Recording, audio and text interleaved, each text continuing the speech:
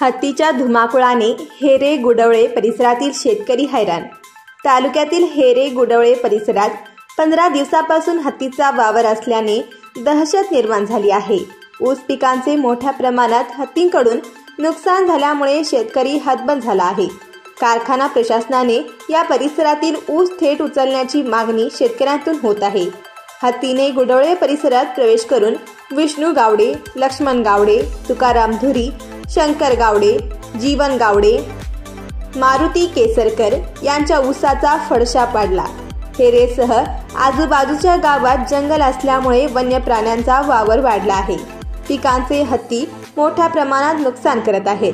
सध्या ऊस तोडणीचा हंगाम सुरू आहे, पण हत्ती बाधित क्षेत्रातील ऊस तोडण्यास टोळ्या या परिसरात स्थिरावलेल्या नाहीत। मग ऊस जाणार कसा असा प्रश्न आहे।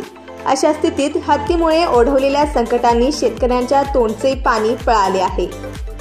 वन विभागाने हत्तीला मालकी क्षेत्रातून अधिवासात पिटाळून लावावे अशी मागणी होत आहे।